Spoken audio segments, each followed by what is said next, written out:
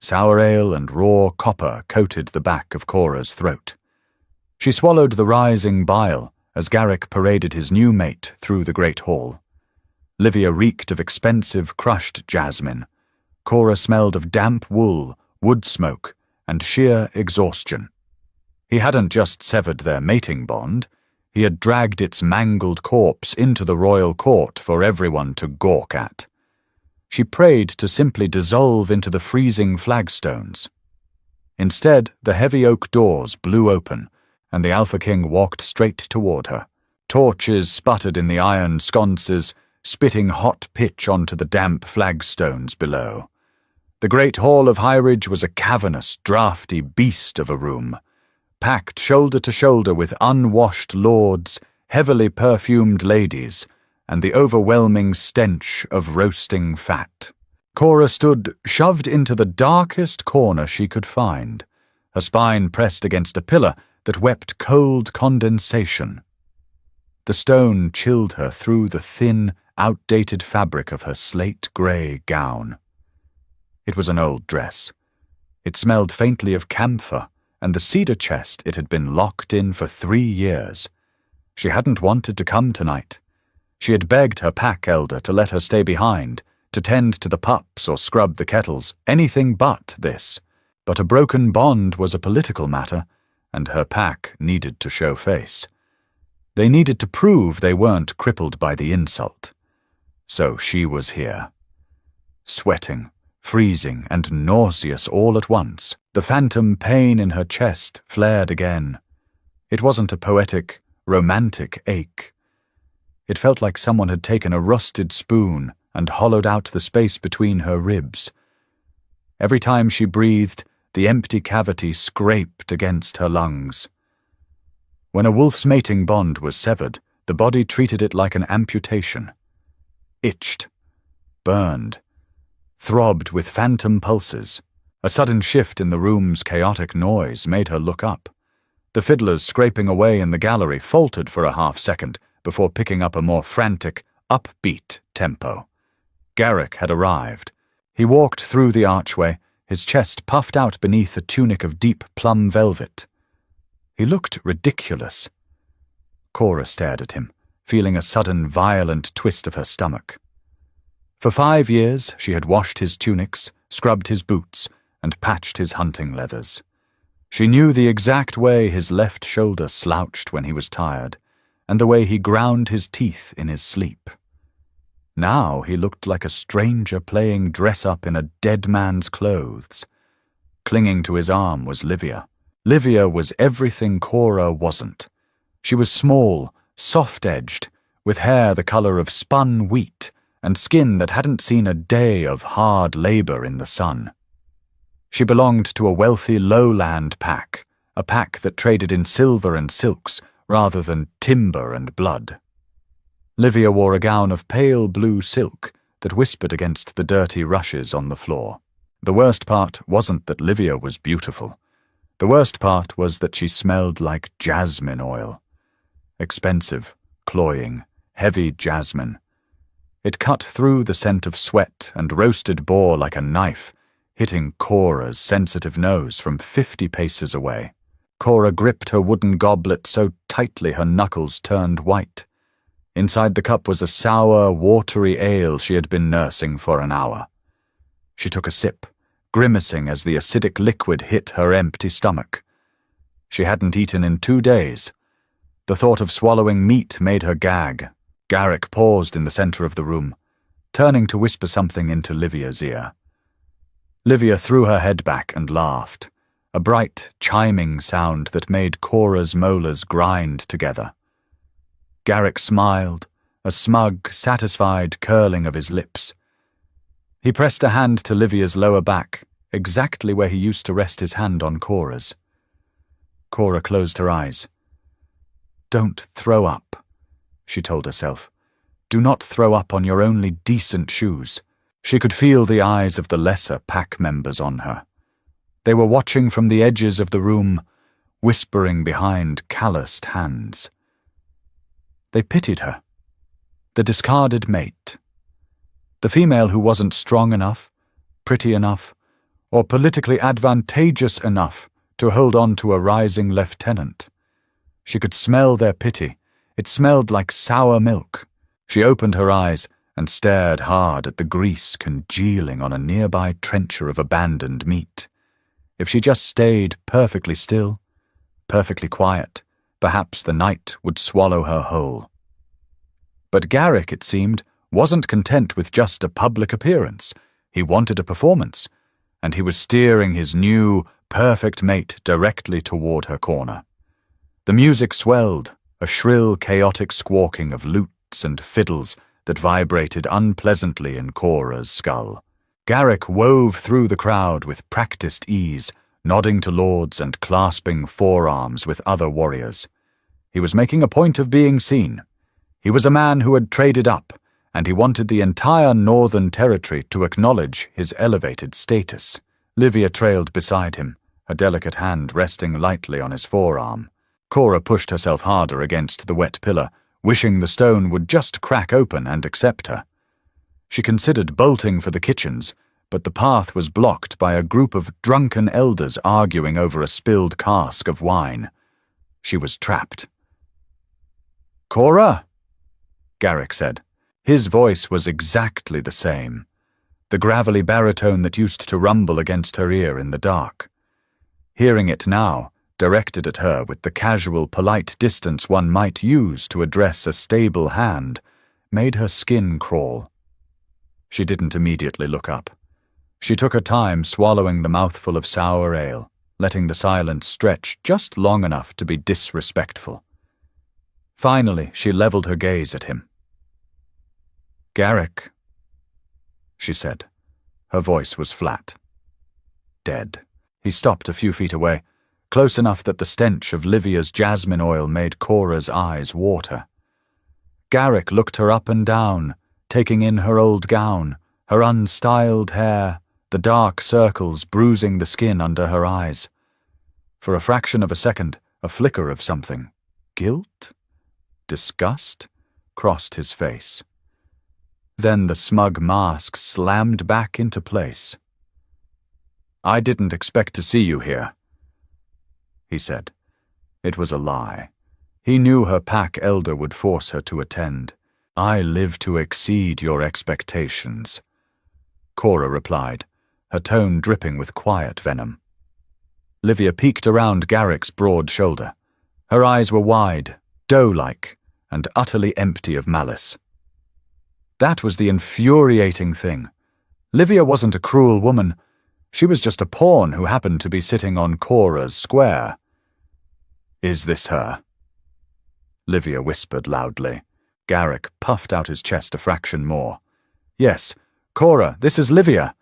My mate." He forced the word out deliberately, striking it like a hammer against an anvil. The phantom wound in Cora's chest tore open a little wider. Blood roared in her ears, a rushing sound like a swollen river. She didn't cry. She didn't scream. She just felt an overwhelming, crushing exhaustion.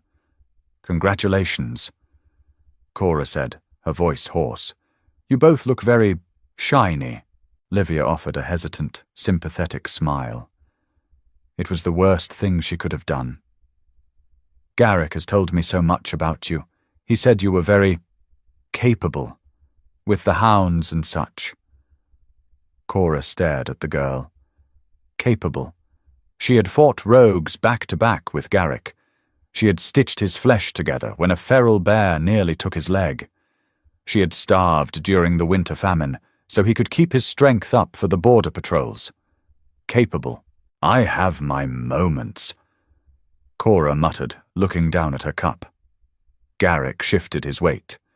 The exchange wasn't giving him the triumphant thrill he had anticipated. Cora wasn't sobbing or begging. She just looked bored and vaguely sick. He needed a reaction. He needed to prove to himself that leaving her had destroyed her, because if it hadn't, what did that make him? "The Alpha King is expected to arrive soon," Garrick said, puffing his chest again. "I've been told he intends to personally bless the new alliances formed this season. Livia's father arranged for us to be presented first." Fascinating, Cora said. She shifted her grip on the horn cup.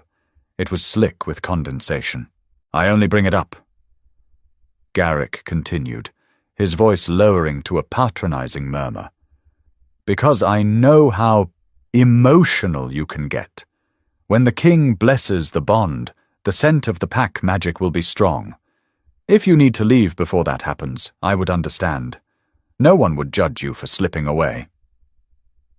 He was trying to dismiss her. He wanted her out of the room so she wouldn't be a dark, miserable stain on his perfect evening. Cora looked at him. Really looked at him. He had a piece of roasted meat stuck between his front teeth. The velvet doublet was slightly too tight across his stomach. He wasn't a god. He wasn't a hero. He was just a selfish, ordinary man who had broken her in half for a prettier face and a richer dowry. I think, Cora said slowly, her voice carrying over the din of the hall. I will stay exactly where I am, Garrick, but thank you for your concern. It's touching. Before Garrick could formulate a response, the heavy oak doors at the far end of the great hall groaned in their iron hinges. The fiddlers abruptly stopped playing, the final note dying a horrible, screeching death. The wind howled through the entrance, blowing out a dozen torches in a single breath and plunging the far end of the room into shadow. The temperature in the hall plummeted. The smell of roasted fat and cheap wine was instantly obliterated by a scent so sharp and wild it made Cora's teeth ache.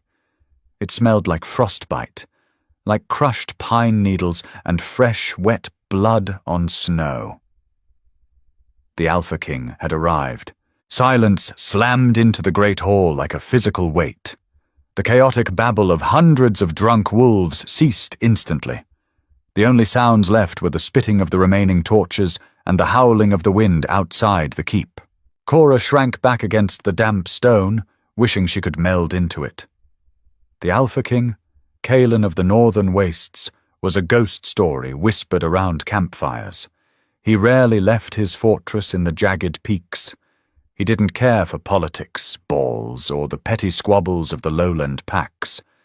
He cared about war, borders, and discipline.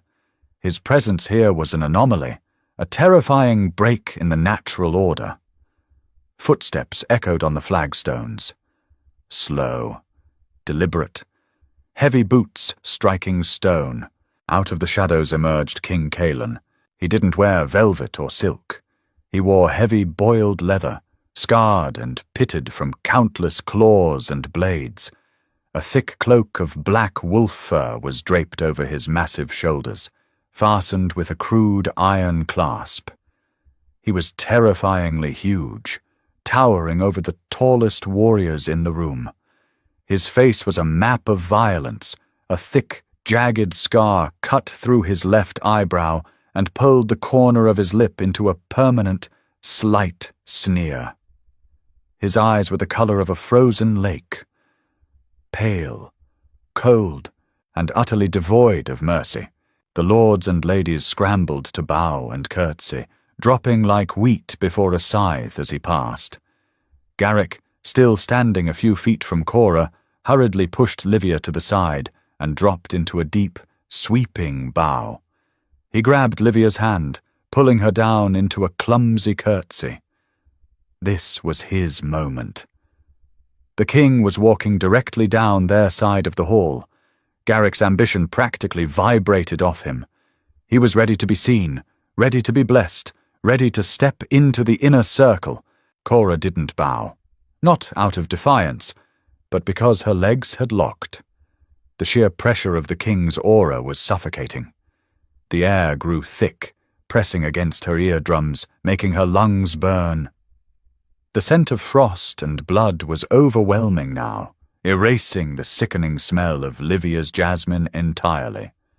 Kaylen walked down the aisle formed by the bowing courtiers. He didn't look left or right. He didn't acknowledge the murmurs of greeting. He approached Garrick. Garrick's head was bowed, but Cora could see the tight, expectant grin on his face. He shifted his stance slightly, preparing to stand and present his new mate. He opened his mouth, drawing a breath to speak the formal words of introduction. "My king," Garrick began. Kaylen didn't break stride. He didn't pause. He didn't even look down. He simply walked straight past Garrick, his heavy leather cloak brushing against Garrick's plum velvet shoulder, leaving a smear of dark dampness behind. Garrick's mouth snapped shut. His face flushed a dark, bruised red.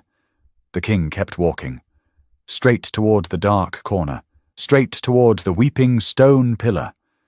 Cora's heart hammered a frantic, irregular rhythm against her ribs.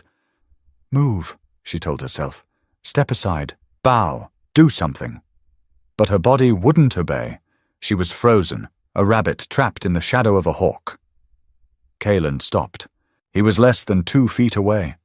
Up close, he smelled even more dangerous.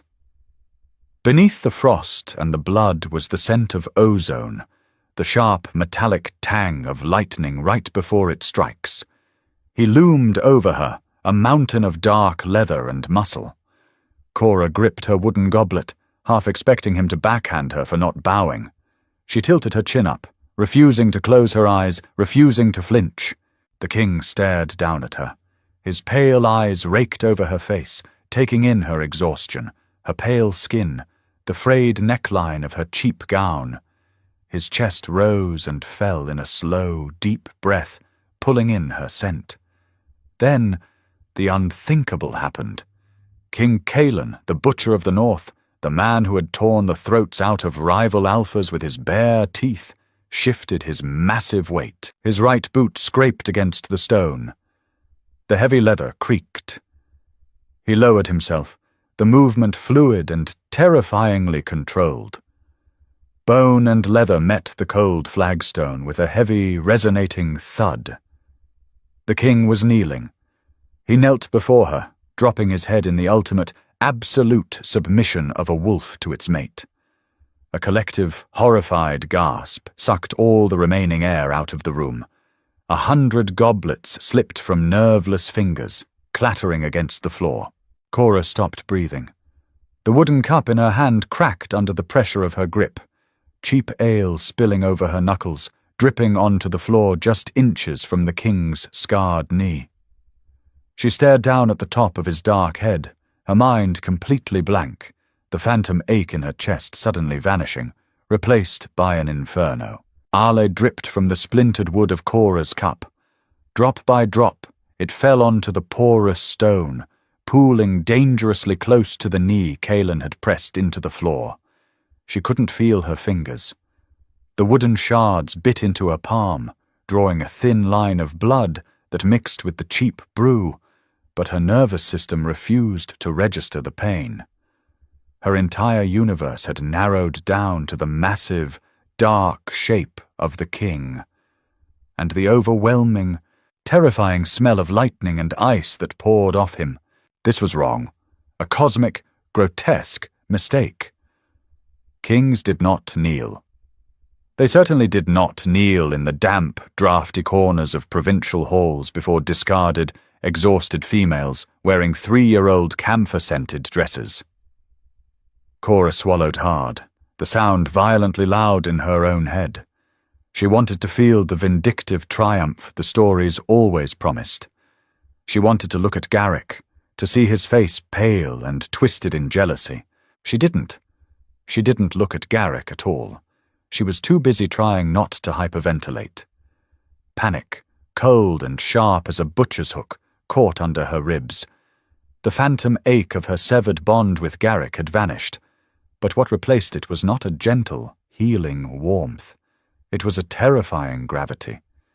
She felt as though she was standing on the edge of a sheer cliff, the earth crumbling beneath her worn leather shoes, and the man kneeling before her was the abyss pulling her down. Breathe. The word was a low, guttural rasp, vibrating through the stone floor and straight up into the soles of her feet. Kaylen hadn't moved. He hadn't raised his head. His gaze remained fixed on the hem of her outdated slate-grey gown. Cora started, but her vocal cords seized. Her throat tasted like pennies and ash. "You are not breathing," the king stated, his voice devoid of gentle reassurance. It was a command, heavy and absolute. Slowly he lifted his head. The movement was deliberate, telegraphing his intent so as not to spook her, like one might approach a trapped, rabid dog. His eyes met hers. Up close, the pale blue irises were fractured with shards of dark grey, like ice cracking over a deep, turbulent river. There was no softness in them. There was no instant, sweeping romance. There was only a primal, absolute recognition. He looked at her, the way a starving wolf looks at an open throat. Cora's knees finally gave out. She didn't swoon gracefully. Her legs simply unspooled like cheap yarn, and she hit the wet stone floor hard, her hip bone cracking painfully against the unyielding surface. The wooden goblet shattered completely, sending a spray of ale and splinters across Kaylen's heavy leather boots. A collective gasp rippled through the frozen spectators. Someone near the center of the hall, a woman, let out a whimpering sound of pure terror. To fall before a king was expected, to collapse like a string-cut puppet and splash his boots with tavern swill was an executionable offense. Kaylen did not flinch. He did not rise to his feet to summon his guards. Instead, he simply adjusted his posture, lowering himself from one knee to crouch entirely on the floor with her. The heavy black wolf fur of his cloak spilled over the dirty flagstones, gathering dust and grease. He didn't care. His massive, calloused hand reached out. Cora flinched back so violently her shoulder slammed into the weeping stone pillar behind her. The cold condensation soaked instantly through the thin fabric of her dress, shocking her system. "Don't!" she choked out, pressing herself into the rough masonry. Her voice was thin, ragged, entirely unheroic. "Don't touch me." The king's hand stopped in mid-air. His fingers were thick, wrapped in leather bands, the knuckles scarred white. He held the limb perfectly still, a predator holding perfectly still to keep the prey from bolting. He withdrew his hand slowly, resting it on his own thigh. "You are terrified," he noted. It wasn't a question. "I am hallucinating." Cora shot back, her breathing shallow and frantic. "I haven't eaten in 2 days. My bond was severed this morning, and I am currently bleeding into a puddle of ale. I am clearly having a stress-induced psychotic break." Kaylen's scarred upper lip twitched. It was a minuscule movement, gone as quickly as it appeared, but it fundamentally altered the harsh geography of his face. "You are bleeding," he repeated, his gaze dropping to her palm. Before she could hide her hand, the air in the room shifted. The heavy, paralyzing pressure of the king's aura spiked, rolling outward in a suffocating wave of dominance. The temperature in the hall plummeted another 10 degrees.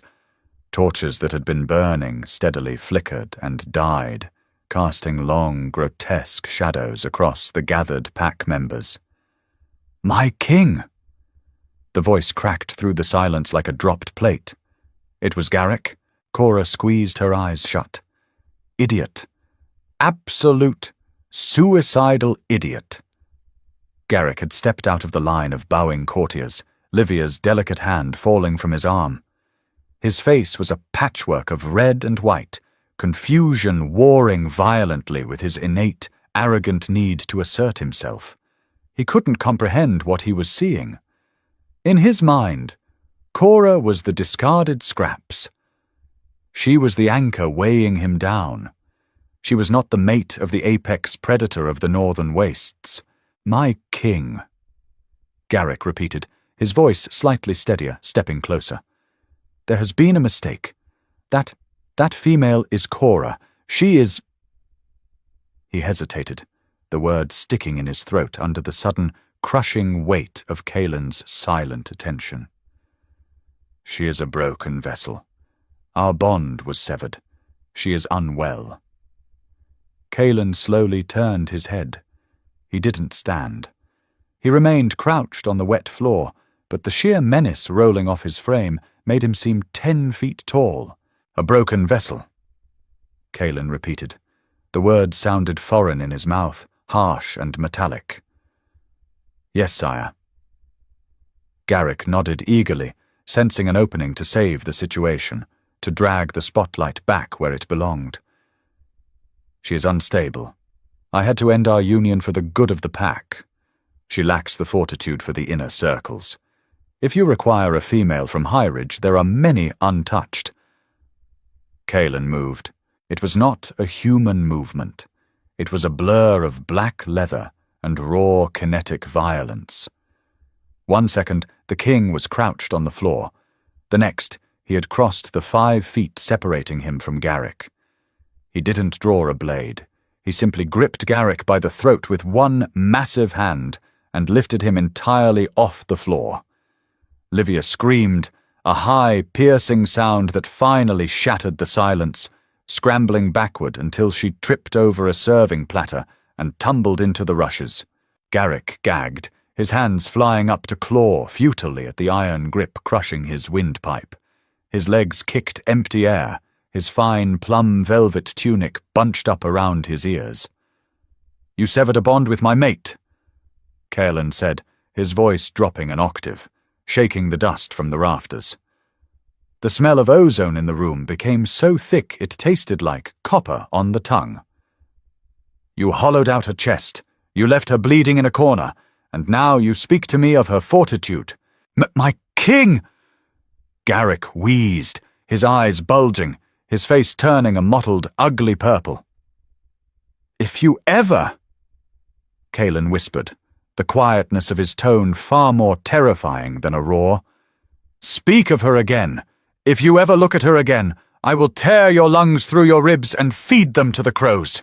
Nod if you understand." Garrick managed a frantic, jerking dip of his chin. Kaylen dropped him. He didn't toss him aside or throw him to the floor, he simply opened his hand, letting Garrick crash onto the unyielding stone like a sack of wet grain. Garrick hit the ground, coughing and retching, curling into a tight, pathetic ball, clutching his bruised throat. The king didn't spare him a second glance. He turned his back on the gasping lieutenant and walked back to Cora. She hadn't moved. She was still pressed against the damp pillar, her chest heaving, staring at the casual brutality she had just witnessed. Garrick was one of the strongest warriors in Highridge.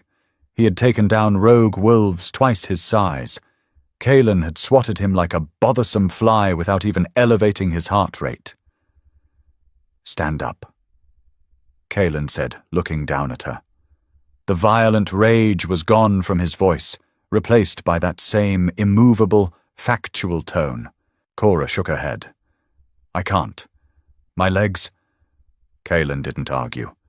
He reached down, ignoring her previous protest, and slid his hands under her arms. His grip was entirely impersonal, yet the moment his leather-clad hands clamped over her ribs, a jolt of heat shot straight through her bones. It bypassed the cold damp of her dress, bypassed her exhausted muscles, and slammed directly into the hollow, aching cavity in her chest. She gasped, a sharp intake of air, as he lifted her effortlessly to her feet. "You are coming with me," he stated, releasing her the moment she was steady on her feet. "I can't," Cora stammered, panic surging fresh and sharp. "My pack. Elder Thomas, I have duties. I patch the hunting leathers. I can't just leave." It was an absurd argument. She was arguing laundry logistics with the sovereign ruler of the North. Kaylen stared at her, unblinking. "You have no pack. The bond is severed. You are mine now." He reached out and unfastened the heavy iron clasp at his throat. The black wolf fur cloak slipped from his shoulders. With a single, fluid motion, he draped it around Cora. The sheer weight of the garment nearly buckled her knees again. It was heavy, smelling fiercely of pine, horse sweat, and the underlying intoxicating scent of the king himself. It swallowed her whole, dropping all the way to the floor, instantly warming her freezing skin. "Walk," Kaylen commanded. He didn't offer his arm. He didn't wait for her to gather her non-existent belongings. He simply turned and began walking back down the long aisle toward the massive oak doors, expecting her to follow. Cora stood trembling in the oversized cloak. She looked at the crowd. Elder Thomas, her pack leader, stood near the head table, his face perfectly pale, his mouth clamped shut. He offered no objection. He made no move to stop her. No one did. She looked down at Garrick, who was still on his knees, wheezing, his eyes fixed firmly on the floor, stripped of every ounce of his pride. Livia was weeping quietly into her hands. Cora pulled the heavy fur tighter around her shoulders. The heat of it felt like a brand. She was trading one cage for an entirely different, infinitely more dangerous one. Taking a deep, shuddering breath, she stepped over the shattered remains of her wooden goblet and followed the king out of the hall. Stepping out of the Highridge keep was like walking into a frozen knife. The wind tore across the open courtyard, carrying fine, biting particles of snow that stung the cheeks and watered the eyes. Cora buried her face deeper into the thick collar of Kaylen's cloak. The fur tickled her nose, smelling intensely of crushed pine and raw masculinity. It was overwhelming, completely drowning out the lingering stench of the great hall's roasting fat and sour wine. Kaylen moved with long ground-eating strides, his heavy boots crunching loudly in the packed snow. Without his cloak, he wore only the scarred leather tunic over his broad chest. The freezing temperature didn't seem to bother him. He walked as though the storm was a minor inconvenience, entirely beneath his notice. Cora struggled to keep up. Her leather shoes were paper-thin, entirely unsuited for the deep snowdrifts accumulating in the courtyard. Her feet went numb within seconds. Every step was a clumsy, heavy effort, weighed down by exhaustion, shock, and the massive garment dragging behind her like a royal train. "My king!" Elder Thomas's voice called out from the doorway of the keep, desperate and thin over the howling wind. Kaylen stopped. He didn't turn around. He merely tilted his head slightly, listening. Elder Thomas scrambled down the stone steps, slipping slightly on the ice. He kept a respectful distance of 20 paces, bowing low. "My king, the roads are treacherous. The storm is worsening. We have prepared the royal chambers for you.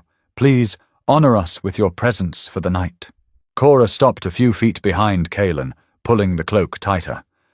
The thought of a warm bed, even a strange one, made her joints ache with longing. She was so tired she felt nauseous. Her vision swam at the edges, blurring the falling snow into long, streaky lines. "Highridge holds no honor for me," Kaylen replied. His voice carried effortlessly over the gale. "Your lieutenant publicly discarded my mate. Your pack allowed her to stand bleeding in a corner. If I stay within these walls tonight, I will systematically slaughter every male of fighting age before dawn." Elder Thomas choked. He physically recoiled, taking a step back up the icy stairs, his hands raised in placation. "My king, we did not know. The bond was... It was... Have your strongest horses brought to the gates," Kaylen interrupted, his tone bored, dismissing the elder entirely. "And supplies. We ride for the jagged peaks immediately." He resumed walking. Cora stared at his broad back, a fresh wave of panic cresting in her chest. The jagged peaks, the northern wastes. It was a brutal, unforgiving territory of ice and stone. Packs up there were savage, living entirely off the hunt, constantly warring with rogues and the elements. She had never been further north than the Highridge borders. She was a seamstress, a kennel tender. She wasn't built for the ice. "Wait!" Cora gasped, rushing forward to catch up to him. She stumbled, her frozen foot catching on a hidden cobblestone beneath the snow. She pitched forward, bracing for the hard impact of the icy ground. It never came. Kaylen spun around with terrifying speed, catching her by the forearms before her knees even brushed the snow. His grip was firm, holding her upright with zero effort. The physical contact sent another violent jolt of heat through her system, racing up her arms and exploding in her chest. It felt like swallowing hot coals. "You cannot walk in those shoes," he observed, looking down at her frozen, shivering feet. "I can't ride to the jagged peaks," Cora argued back, her teeth chattering so violently she bit her tongue. The metallic taste of fresh blood flooded her mouth, adding to her nausea. "I will die before we reach the first pass. I don't have furs, I don't have supplies, I don't—" She swallowed hard, the tears she had refused to shed inside the hall finally threatening to spill. "I don't even know you," Kaylen stared down at her. The wind whipped his dark hair around his face, catching in the jagged scar across his eyebrow. He didn't look sympathetic. He looked like a stone monument analyzing a structural flaw in a building. "You will not die," he stated. "I will not permit it." Before she could process the sheer arrogance of the statement, Kaylen released her arms, only to immediately hook one arm behind her back and the other under her knees. He lifted her off the ground as easily as if she were a bundle of dry kindling. Cora gasped, instinctively throwing her arms around his thick neck to steady herself. The leather of his tunic was cold against her cheek, but the body beneath it radiated a staggering, furnace-like heat.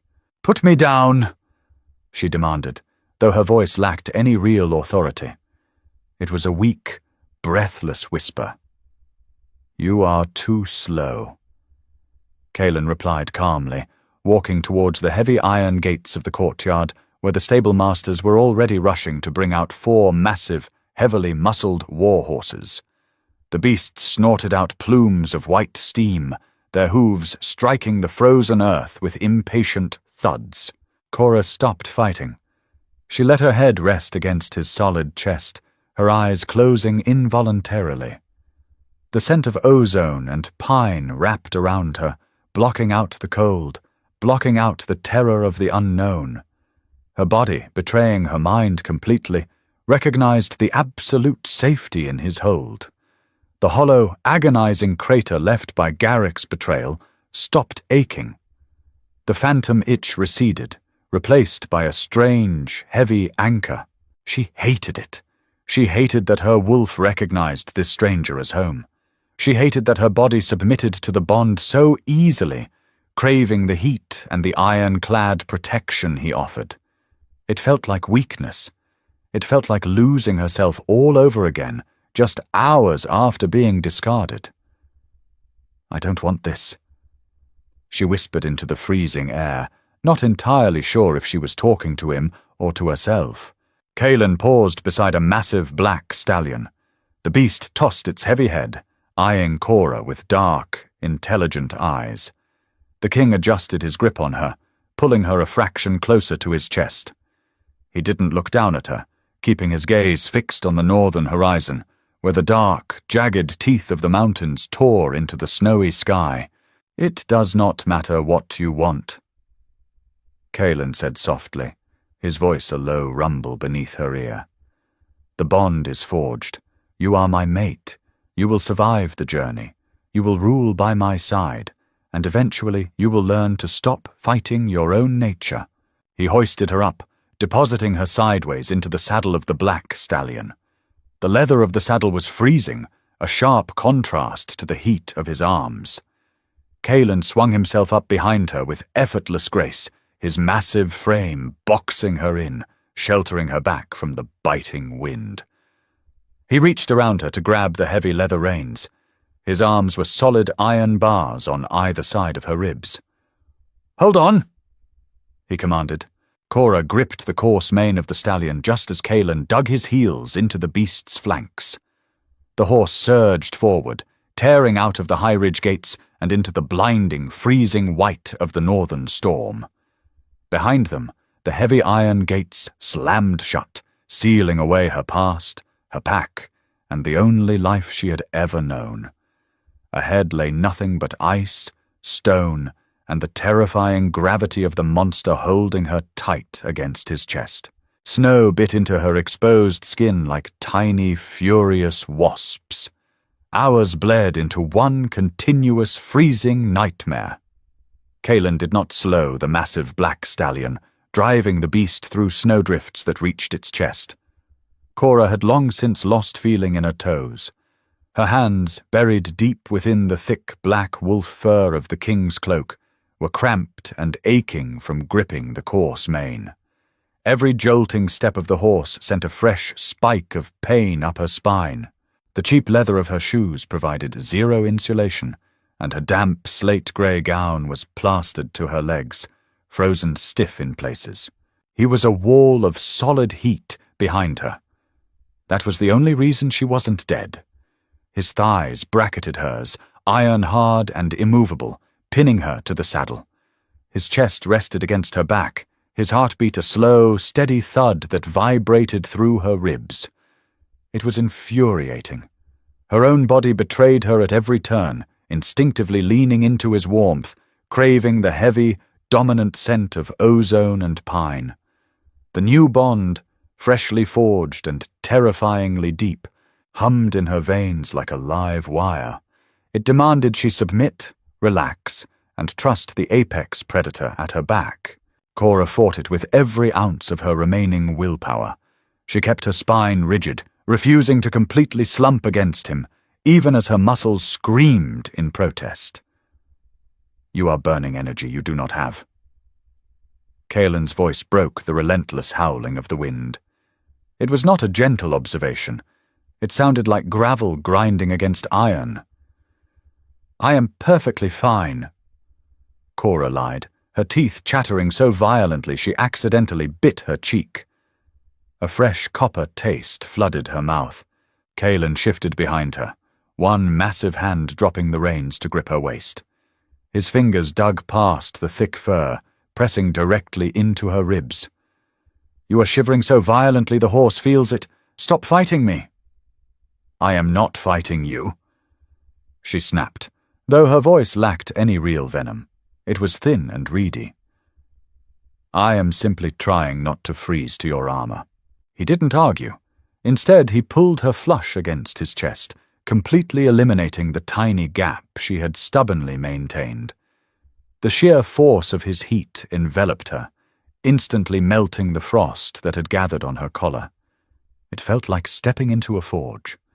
A soft, involuntary sigh escaped her lips before she could clamp them shut. Humiliation burned her cheeks, hotter than the wind. She hated this. She hated that she needed him.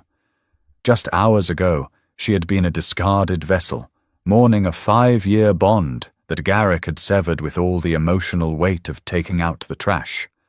Now she was clinging to the Northern King, completely at his mercy, tethered by a biological imperative she didn't ask for. The sky began to bleed into a bruised purplish-black twilight. The terrain shifted beneath them. The rolling hills of the lowlands gave way to steep, treacherous inclines. The snow thinned, replaced by jagged black rocks that tore at the howling wind. This was the border of the wastes. Kaylen finally pulled back on the reins. The stallion slowed to a heavy, steam-breathing walk, picking its way carefully through a narrow mountain pass. The wind here was slightly blocked by the towering granite walls, but the temperature plummeted even further. The air was thin, smelling sharply of sulfur and ancient, undisturbed ice. "Drink." Kaylen suddenly stopped the horse completely in the shadow of an overhang. He unhooked a thick leather waterskin from the saddle horn and thrust it over her shoulder. Cora stared at it. Her hands were too frozen to let go of the cloak. "I can't." A heavy sigh vibrated against her back. Kaylen reached around, uncorking the skin with his teeth, spitting the wooden stopper into his palm. He tipped her head back with a rough, calloused hand against her jaw, pressing the leather spout to her chapped lips. The water was violently cold. It hit her empty stomach like a stone. She gagged, violently twisting her head away. "Slowly," Kaylen commanded, gripping her jaw firmly, completely ignoring her resistance. "You are dehydrated. Drink, or I will force it down your throat." It wasn't a threat. It was a simple logistical fact. Cora closed her eyes, swallowing the freezing liquid in tiny, painful sips. Water ran down her chin, soaking into the collar of her worn dress, but she managed to keep it down. "Enough!" Kaylen pulled the skin away, recorking it. He didn't offer her food. He knew her stomach wouldn't hold it. Instead, he dug his heels back into the stallion. "We are 2 hours from the stronghold. Try not to die before we arrive. It would be a waste of a difficult ride." Cora let out a breath that was half laugh, half sob. There was no poetry in him, no grand declarations of eternal love, just brutal, pragmatic survival. She let her head fall back against his shoulder, finally too exhausted to maintain the rigid posture. The rhythmic crunch of hooves on stone lulled her into a dark, dreamless half-sleep, the smell of lightning and blood her only anchor in the void. Stone ground against stone, a massive, agonizing screech that ripped Cora from her fractured exhaustion. She jerked upright in the saddle, her muscles screaming in protest, stiff and locked from the freezing cold. They had stopped. Before them loomed a fortress that looked less built and more violently carved from the living rock of the mountain. There were no graceful spires, no delicate glass windows, no banners flapping in the wind. It was a massive, brutalist structure of dark grey granite, squatting aggressively against the side of a jagged peak. Iron braziers flared along the battlements, casting long, bloody shadows across the snow. The gates, 2 slabs of solid, rusted iron, were currently grinding open, pulled by unseen, groaning chains. This was Ironhold, the seat of the Alpha King. It looked like a tomb. The scent hit her instantly. Highridge had smelled of roasted pork, cheap perfume, and damp earth. Ironhold smelled of raw, untamed carnivore. Wet fur, wood smoke, fresh blood, and an underlying, sharp tang of ozone that mirrored Kaylen's own scent, but lacked his absolute purity. It was the smell of 100 lethal predators crammed into a stone cage.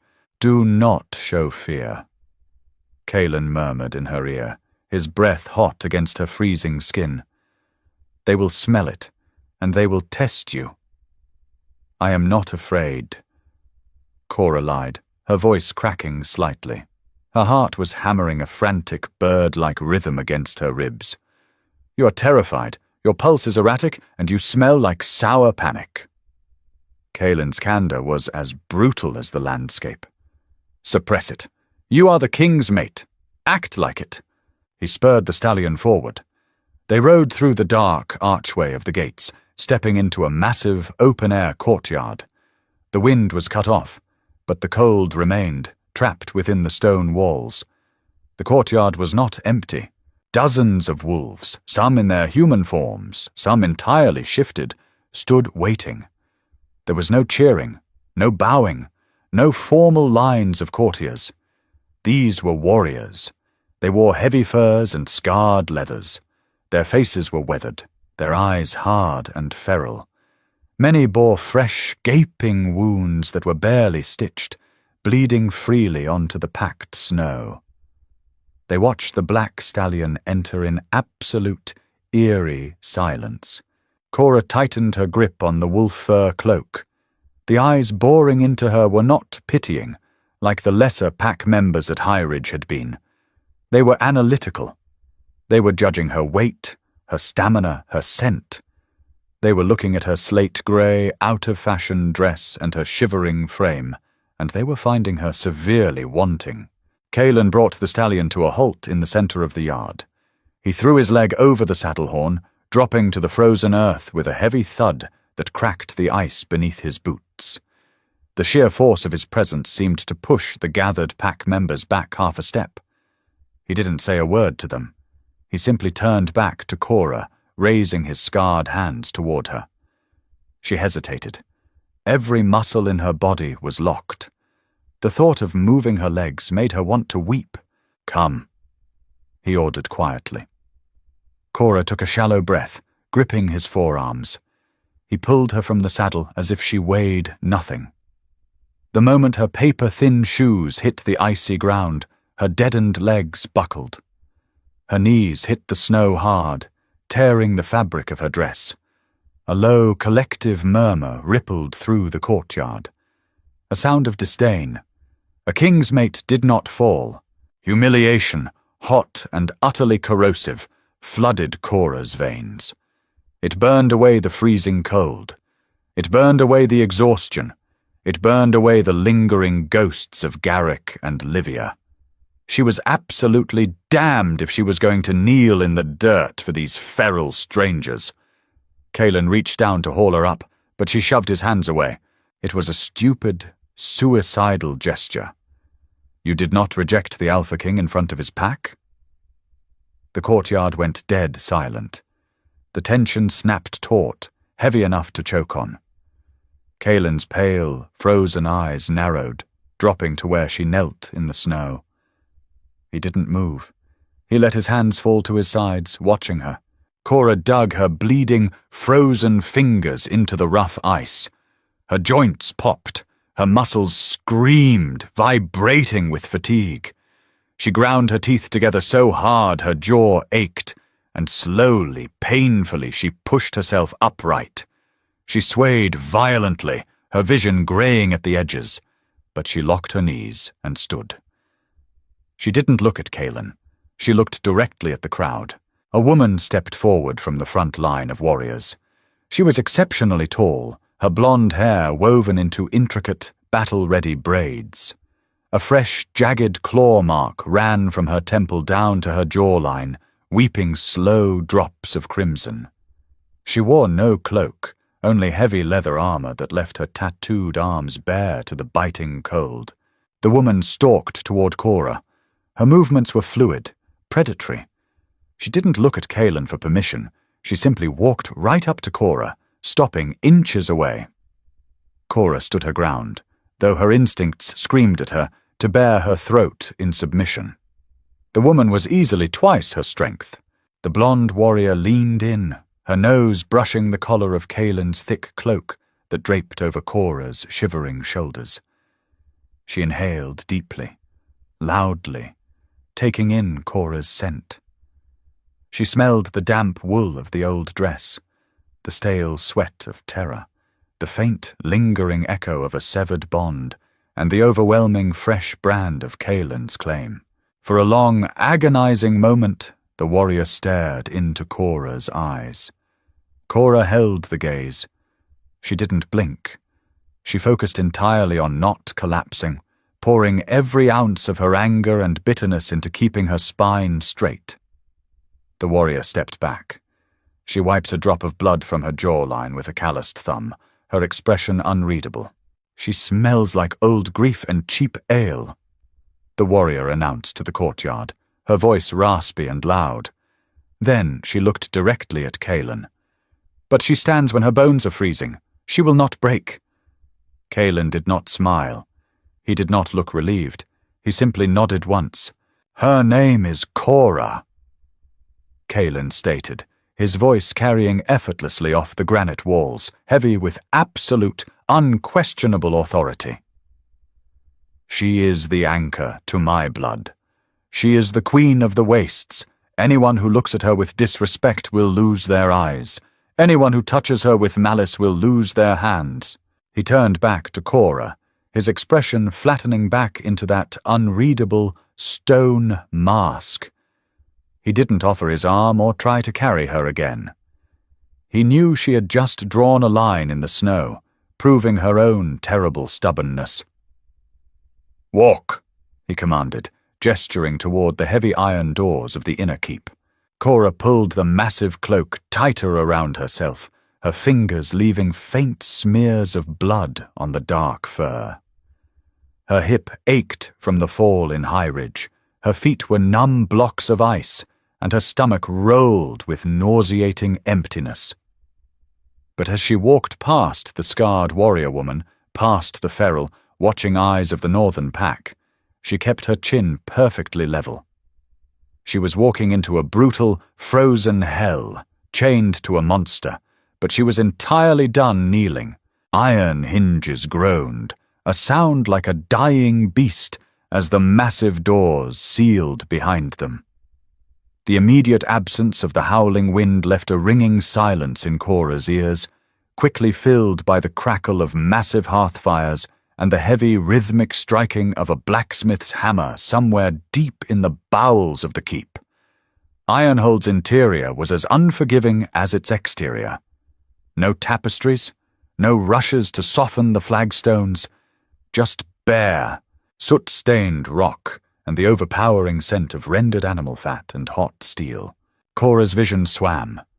The sudden shift in temperature, from deadly frost to suffocating heat, was the final blow to her battered nervous system. Her knees, locked so stubbornly in the courtyard, finally gave way entirely. She didn't hit the floor. Kaylen caught her. He didn't scoop her up dramatically. He simply clamped a massive hand around her upper arm, hauling her upright with a sharp, involuntary grunt. "You are done performing," he muttered, his voice a low vibration that bypassed her ears and rattled directly against her ribcage. He released her arm and, in one fluid motion, bent down to shove his shoulder into her midsection, lifting her in a brutal, efficient fireman's carry. "Put me down," Cora rasped. Her voice sounded like crushed glass. The blood rushed to her head, making her deeply nauseous. "No," Kaylen replied. He climbed the winding stone staircase, his heavy boots echoing off the curved walls. He wasn't breathing hard. She was a sack of grain to him, a logistical problem to be transported from the courtyard to his quarters. They reached a heavy wooden door. Kaylen kicked it open. The Alpha King's chambers were a cavernous, sparsely furnished room, dominated by a roaring fireplace large enough to roast an ox. The heat hit Cora like a physical blow. Kaylen walked to the center of the room and deposited her onto a massive bed, framed in dark, unpolished iron and piled high with thick, coarse pelts. Cora scrambled backward the moment her back hit the furs. Panic, hot and sharp, pierced through the fog of exhaustion. She pulled her knees to her chest, curling into a tight, defensive ball. Her wet slate-grey dress clung to her skin, stiff with melted snow and grime. Kaylen didn't leap upon her. He didn't even look at her. He walked to the hearth, unfastened the heavy leather straps of his armor, and let the chest piece drop to the stone floor with a deafening clatter. Underneath, he wore a simple, sweat-stained linen tunic that clung to the thick, scarred musculature of his back. He grabbed an iron poker and violently stabbed at the burning logs, sending a shower of orange sparks up the soot-blackened chimney. "Take off the dress." Cora froze. Her heart slammed against her sternum. "Excuse me?" Kaylen turned. The firelight cast deep, demonic shadows across the jagged scar bisecting his eyebrow. "Your clothes are wet. You have minor frostbite on your extremities. If you sit in that damp fabric, you will develop a fever, and I do not have the time to nurse a corpse. Take it off." It wasn't a seduction. It was an order, delivered with the same flat, factual tone he used to command his warriors. He tossed a heavy, dry woolen blanket onto the edge of the furs. "Wrap yourself in that. Leave the dress on the floor. I will have someone burn it." "It is my only dress," Cora whispered, her voice trembling with a mixture of cold and profound, paralyzing vulnerability. "It smells like a camphor chest and another man's rejection." Kaylen stated brutally. "It burns." He turned his back to her, returning his attention to the fire. He was giving her privacy. It was a jarring, entirely unexpected courtesy from a man who had just threatened to tear out a lieutenant's lungs. Cora's hands shook so badly she could barely manipulate the cheap tin buttons at her collar. Her fingers were clumsy, numb blocks of meat. She fought the wet fabric, her breath hitching in small, pathetic gasps, terrified he would turn around, terrified he would lose his meager patience. She finally managed to peel the sodden garment away, leaving her in thin, worn undergarments. She snatched the heavy woolen blanket, wrapping it so tightly around her shoulders she felt her own collarbones grind together. "Done!" she croaked. Kaylen turned. He walked back to the bed, ignoring the discarded dress. He sat on the edge of the mattress. The iron frame groaned under his massive weight. He reached out and grabbed her ankle. Cora flinched, trying to kick free, but his grip was an iron shackle. He pulled her foot toward him, resting it on his thick thigh. He didn't bother untying the leather laces of her ruined shoes. He drew a hunting knife from his belt, a wicked serrated blade of dark steel, and sliced through the cheap leather with a single, brutal motion, peeling the frozen ruin away from her skin. Her foot was a mottled, horrifying shade of blue and stark white. "Do not pull away," Kaylen warned quietly. He dropped the knife and wrapped both his massive, calloused hands around her frozen foot. The heat of his skin was staggering. It felt like being plunged into boiling water. Cora screamed. The sound tore from her throat, raw and agonizing. As the deadened nerves violently reawakened, the pain was excruciating. It felt like 1,000 rusted needles driving into her bones. She thrashed, kicking wildly with her other leg, but Kaylen simply absorbed the blows. He shifted his weight, pinning her free leg beneath his heavy forearm, while maintaining his vice-like grip on her freezing foot. "Breathe," he commanded, his voice a low rumble. "Let it burn. The pain means the tissue is alive." Tears hot and thick spilled over Cora's cheeks. She hated crying. She had not cried when Garrick severed the bond. She had not cried when he paraded Livia in the Great Hall. But the sheer, agonizing intimacy of this violent thawing broke something loose inside her. She sobbed, her fingers twisting into the coarse pelts beneath her. Kaylen didn't offer soothing platitudes.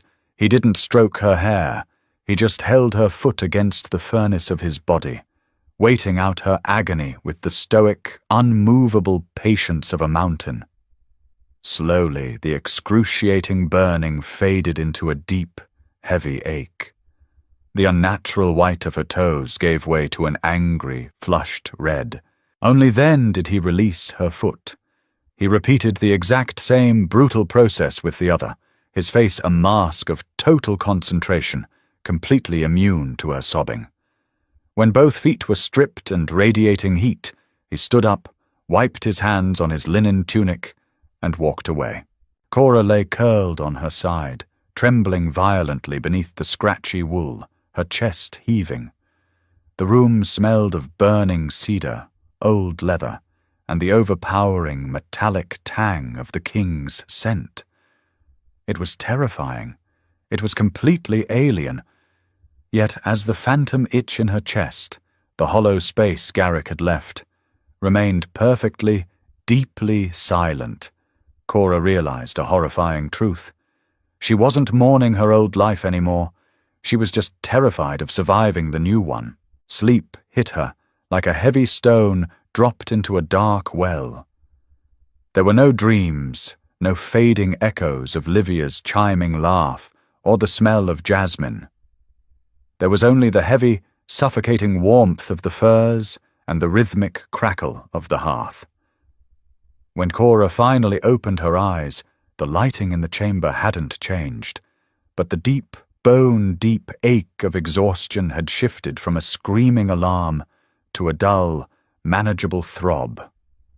Her throat felt like sandpaper. Her mouth tasted like old copper. She shifted beneath the heavy pelts. Her feet throbbed, wrapped in fresh, dry linen bandages. She pushed herself up onto her elbows, the thick wool blanket slipping down to pool around her waist. Kaylen was sitting in a heavy wooden chair near the fire. He was not looking at her. He held a piece of scarred leather armor across his knees, methodically driving an iron awl through the thick hide, stitching a deep claw mark with heavy waxed thread. He had stripped off the sweat-stained tunic. His torso was a map of extreme violence. Deep white scars crisscrossed his chest and ribs, some jagged and old, some pink and angry. A massive, black tattoo of a snarling wolf's head covered his left pectoral, its jaws entirely wrapping around his collarbone. He smelled different now. The sharp, aggressive edge of ozone had faded, replaced by a deep, dark earthiness. Pine sap, wood smoke, and something darker, like the smell of a storm right before the rain breaks. "You slept for 18 hours," Kaylen said. He didn't look up from his work. He pulled the thick thread tight, his heavy bicep bunching with the effort. Cora swallowed hard. "I'm thirsty." Kaylen set the armor down on the stone floor. He stood, his massive frame blocking out the firelight, and picked up a heavy iron flagon from a small wooden table. He walked to the edge of the bed and held it out. Cora reached for it. Her fingers brushed against his knuckles. The contact sent a sharp, involuntary shock of heat up her arm, settling deep in her chest. She snatched the flagon, pulling it to her chest as if to protect herself from the current.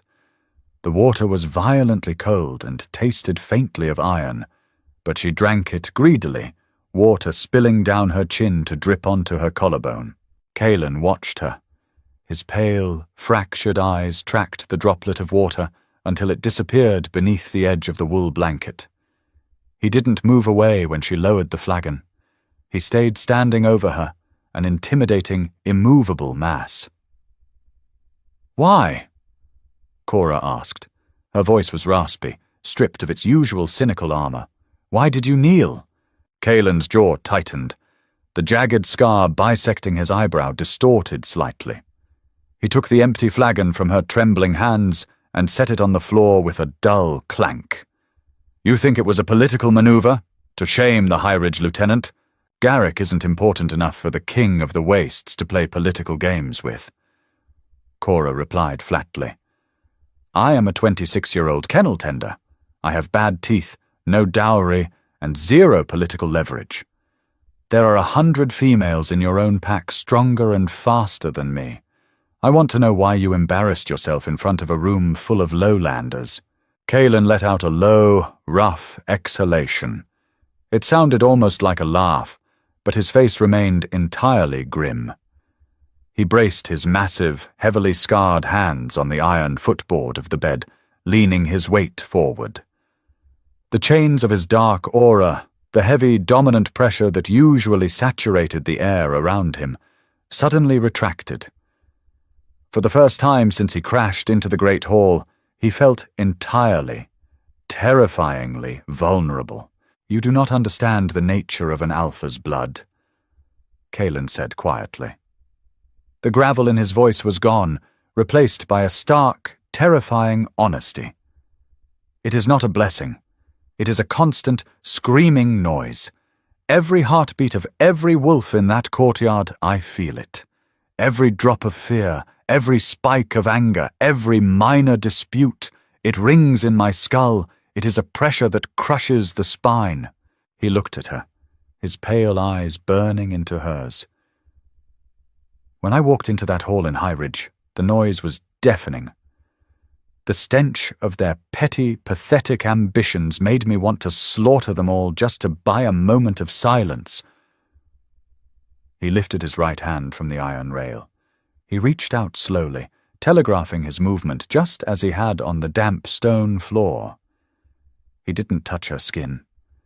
He let his rough, scarred knuckles graze the edge of the wool blanket covering her shoulder. "And then I smelled you," Kaylen whispered. Cora stopped breathing. The heat radiating from his hand seeped through the thick wool, sinking directly into her aching chest. "You smelled like copper, like old grief and absolute exhaustion." Kaylen continued, his voice dropping to a harsh rasp. "But beneath it you smelled like an anchor. The moment my eyes locked on you, the screaming in my head stopped. The pressure vanished. The world went entirely, beautifully silent. My beast did not see a kennel tender with a ruined dress. My beast saw the only quiet harbor in a world made entirely of violence. So I knelt. Cora stared at him. The cynical, bitter walls she had built around her heart over the last 5 years trembled. This wasn't a fairy tale. He wasn't a knight offering salvation. He was a drowning monster, and she was his oxygen. The sheer, overwhelming weight of his dependency terrified her more than his rage ever could. "I am broken," Cora said, her voice shaking violently. "My bond was severed. I am hollow." Kaylen dropped his hand. He stepped back, the mask of the brutal king slamming firmly back into place. The momentary vulnerability vanished, swallowed entirely by the unyielding predator. "You are not hollow. You are excavated," Kaylen stated, his tone flat, factual, and completely absolute. "And I intend to fill the space." He turned and walked back to the heavy wooden chair, picking up his scarred armor and the iron awl. He did not ask for her permission. He did not wait for her acceptance. He simply sat down in the firelight and resumed pulling the heavy thread through the dead leather, tethering her reality to his own with every pull. Cora pulled the wool blanket tighter around her shoulders. Outside, the wind howled, violently tearing at the stone walls of the fortress. Inside, the fire snapped and spat. The phantom itch in her chest was completely gone, replaced by a solid, terrifying, burning weight. She was trapped in the iron cage of the north, bound to a butcher who needed her more than he needed his own lungs. She closed her eyes, listening to the heavy sound of the awl punching through leather, finally realizing the terrible truth of her existence. She had survived the betrayal. Now she just had to survive the devotion. Blood and ice make a heavy crown, and Cora's survival in Ironhold has only just begun. Will she let the king's brutal devotion forge her into a queen, or will the ghosts of her past drag her back into the snow? If this raw, unapologetic dive into werewolf politics and dark romance kept you hooked, hit that like button to feed the algorithm. Share this video with a friend who appreciates a fiercely imperfect protagonist. Make sure to subscribe and ring the bell so you never miss a chapter. Drop a comment below with your predictions for Ironhold's new reigning mate.